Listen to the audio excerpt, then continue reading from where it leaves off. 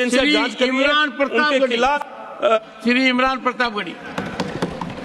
धन्यवाद सभापति महोदय, आपने मुझे आम बजट पर बोलने का मौका दिया। इमरान प्रतापगढ़ी। धन्यवाद सभापति महोदय। 83 मिनट 71 बार थपथपाई गई मेज, 14,417 शब्दों का बजट भाषण और उस बजट में अपने लिए राहत तलाशती मिडिल क्लास की हैरत ज़दा आंखें। सभापति महोदय, मेरे हाथों में जो दस्तावेज है, दरअसल ये देश के किसानों, गरीबों, मजदूरों की उम्मीदों का स्मारक है।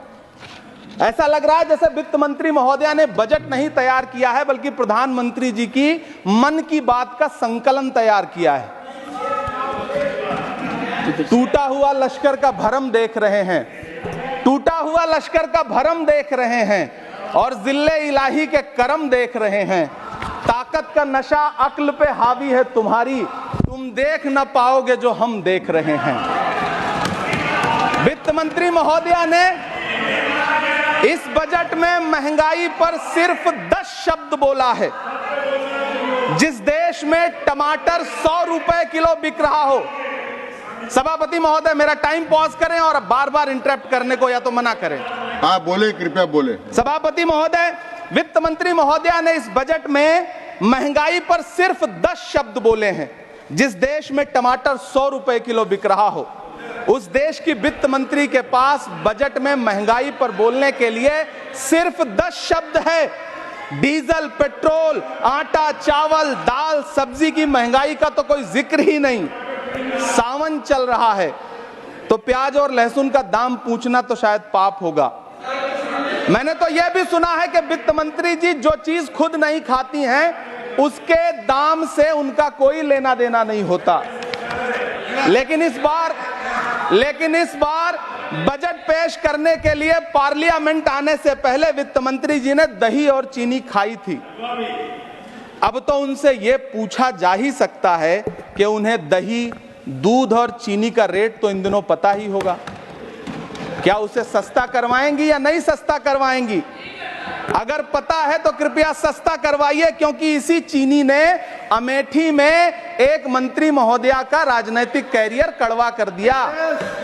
सभापति महोदय, अपने शीश महलों में बैठे हुए सरकार के सांसद और मंत्री कह रहे हैं कि महंगाई कम हो रही है।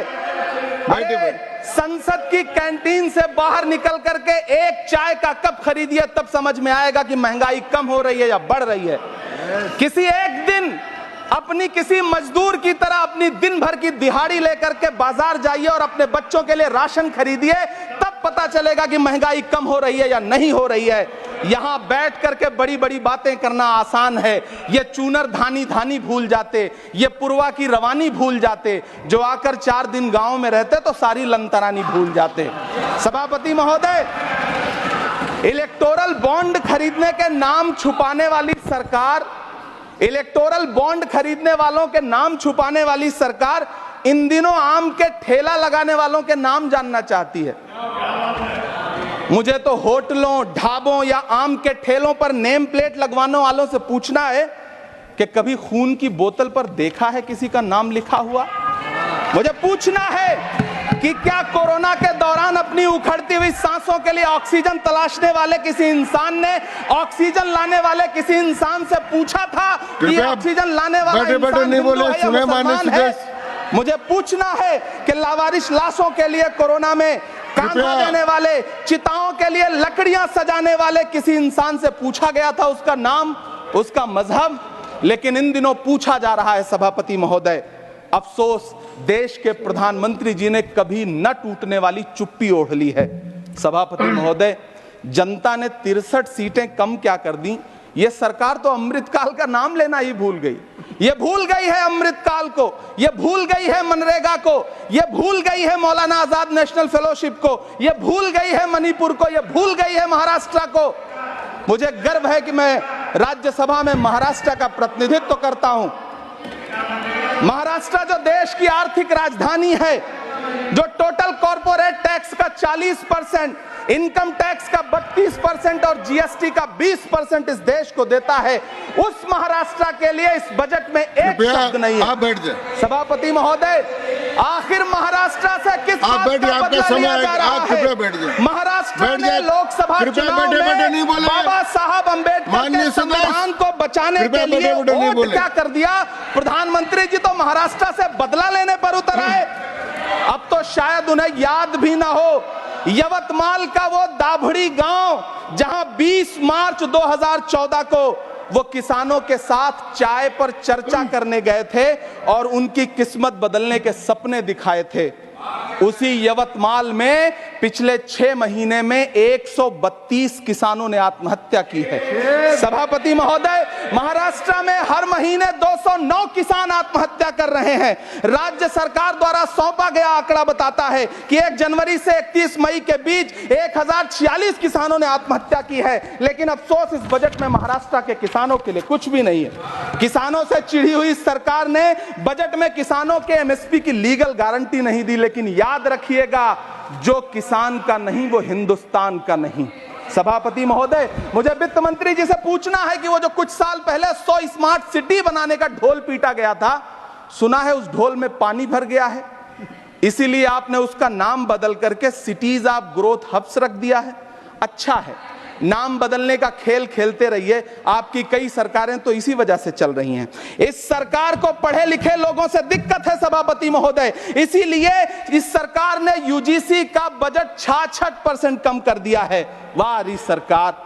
सभापति महोदय, मैं वित्त मंत्री जी के संज्ञान में लाना चाहता हूं कि किशनगंज में एएमयू सेंटर के पास 224 एकड़ जमीन है। यूपीए सरकार ने सोनिया गांधी जी की अगुवाई में 136 करोड़ रुपए एएमयू किशनगंज सेंटर के लिए सेक्शन किए थे। लेकिन आपकी सरकार ने पिछले 10 साल में उस 136 करोड़ में से सिर्फ 10 करोड़ रुपया रिलीज किया है। 1.5 करोड़ की आबादी वाला सीमांचल बेहतर शिक्षा के लिए उस सेंटर की बाट जोह रहा है। मेरा आपसे सवाल है कि इस सेंटर का बाकी पैसा आप कब रिलीज करेंगे? मुझे उम्मीद है वित्त मंत्री महोदया जवाब जरूर देंगी। सीमांचल उसी बिहार में आता है जिसकी बैसाखी के सहारे आपकी सरकार चल रही है। वहां के लोगों को एम्स की जरूरत है। महानंदा और कोसी से होने वाली बाढ़ की तबाही को रोकने के लिए बांध बनाइए, सीमांचल के साथ सौतेला व्यवहार बंद करिए। इकोनॉमिक कॉरिडोर बनाने से किसी राज्य का विकास नहीं होगा, विकास होगा स्वास्थ्य और शिक्षा के बुनियादी मुद्दों के लिए बजट देने पर। सभापति महोदय, एक तरफ तो इस बजट में पीएम आवास योजना के तहत 3 करोड़ अतिरिक्त मकान देने की घोषणा है और दूसरी तरफ लखनऊ के अकबर नगर में 1280 वो मकान हैं जिन्हें रिवर फ्रंट बनाने के नाम पे बुलडोजर से जमींदोज कर दिया गया। सभापति महोदय, लोग चीखते रहे, बच्चे बिलखते रहे, वसुधैव कुटुंबकम का नारा लगाने वाली सरकार इंसानों के घरौंदे उजाड़ कर जश्न मना रही है। सभापति महोदय, मेरा बहुत भावुकता के साथ देश के प्रधानमंत्री से सवाल है कि इन उजड़ते हुए मकानों और बेघर होते हुए घरों को देख करके आपको नींद कैसे आती है, आप सो कैसे पाते हैं? मेरा सवाल है इस देश के प्रधानमंत्री से, या तो लोगों के घरौंदे उजाड़ना बंद करिए या फिर करोड़ों मकान बनाने की झूठी घोषणाएं करना बंद करिए। यह बजट झूठ का पुलिंदा है। यह बजट आपके पिछले साल के बजट का कट कॉपी पेस्ट है। यह बजट हमारे चुनावी घोषणा पत्र की नकल करने की एक बेईमान कोशिश है। लेकिन कहावत है ना कि नकल के लिए भी अकल चाहिए। मेरे हाथ में एक तरफ न्याय पत्र है जो हमारा है और दूसरी तरफ अन्याय पत्र है जो आपका है। इस सरकार को आलोचना सुनने की आदत नहीं है सभापति महोदय। जब आप इनसे सवाल पूछिए तो ये कहते हैं कि आप बताइए 70 साल में आपने क्या किया है। मैं तो इस सदन में कहना चाहता हूं सभापति महोदय कि हमसे 70 साल का हिसाब मांगने वालों, जो सरकार अपना चलाया हुआ 2000 का नोट 7 साल नहीं चला सकी, वो हमसे 70 साल का हिसाब मांगती है। सभापति महोदय, मैं अंत में आपसे यह कहना चाहता हूं, यह बजट बैसाखी पर टिकी हुई सरकार का कुर्सी बचाओ बजट है। इस बजट में राज्यों के साथ, किसानों के साथ, नौजवानों के साथ, महिलाओं के साथ, देश के मिडिल क्लास के साथ अन्याय किया गया है और इस अन्याय का खामियाजा आपको महाराष्ट्र, हरियाणा और झारखंड के चुनाव में भुगतना पड़ेगा।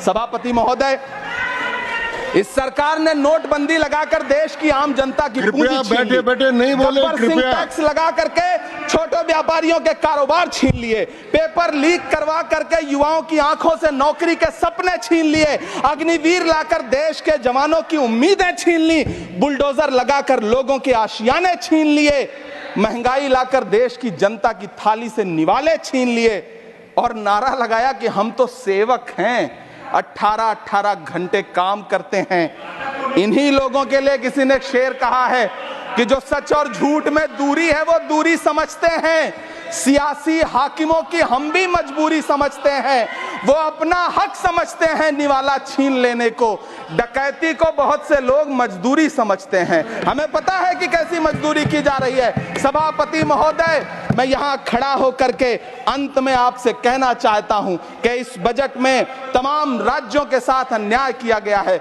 इस बजट में युवाओं के साथ अन्याय किया गया है, महिलाओं के साथ अन्याय किया गया है और खास तौर से महाराष्ट्र के लिए कुछ नहीं रखा गया है। महाराष्ट्र बाढ़ से जूझ रहा है, पानी बरसने से वहां 1500 से ज्यादा लोग मारे गए हैं। उस शहर को, उस राज्य को 4000 करोड़ के पैकेज की जरूरत है ताकि जो फसलें बर्बाद हुई हैं लोगों को राहत दी जा सकी। लेकिन अफसोस इस बजट में महाराष्ट्र के लिए ऐसा कुछ भी नहीं है। मैं आखिर में यह कहना चाहता हूं कि पिछले 7 दिन से इस बजट का बड़ा ढिंढोरा पीटा जा रहा है, इसे महान बताया जा रहा है, लेकिन कौन महान बता रहा है? सत्ता पक्ष के लोग, उन्हें तो बताना ही है। क्योंकि मैं अवध क्षेत्र से आता हूं, प्रतापगढ़ से, नीरज भाई भी अवध और पूर्वांचल से आते हैं। वहां एक कहावत है कि बिटिया की तारीफ किसने की? बिटिया की महतारी ने, यानी कि बेटी की प्रशंसा किसने की? मां ने। तो इस बजट की तारीफ सत्ता पक्ष करे तो करेगा ही, लेकिन विपक्ष के एक भी सांसद से आप पूछिए कि क्या उसके राज्य को कुछ मिला है, तो वो ये कहेगा कि नहीं, कुछ भी नहीं मिला है। बहुत बहुत धन्यवाद सभापति महोदय, मुझे आम बजट पर अपनी राय रखने के लिए। धन्यवाद।